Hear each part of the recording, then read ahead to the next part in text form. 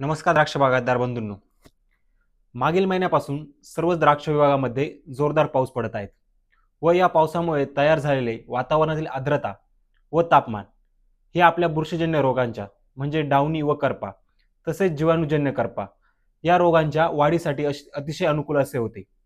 यामुळेच आपल्या शेंड्याकडील नवीन पानांवरती आपल्याला डावणी, करपा तसेच जीवाणूजन्य करपा यांचा प्रादुर्भाव मोठ्या प्रमाणात बघायला मिळत आहे। सतत पाऊस चालू असल्यामुळे आपण रासायनिक नियंत्रण करून देखील आपल्याला डावणी व करप्यावरती पाहिजे असे नियंत्रण अजून देखील मिळालेले नाही।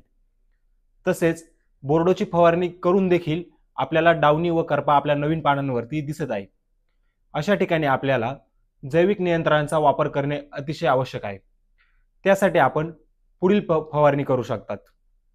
त्यामध्ये आपण टफाइड 90% 500 ग्रॅम प्रति 200 लिटर पाण्यासाठी व त्यासोबत डॉक्टर बॅक्टोज बॅक्टस 4K 250 ग्रॅम प्रति 200 लिटर पाण्यासाठी असा एकत्रित आपण स्प्रे घेऊ शकतात।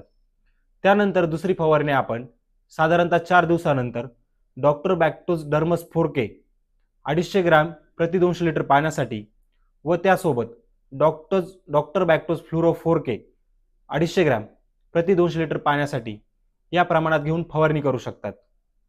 ही फवारणी घेतल्यास आपल्याला डावणी व करपा यांवरती दीर्घकाळ नियंत्रण मिळण्यास नक्कीच मदत होईल। धन्यवाद।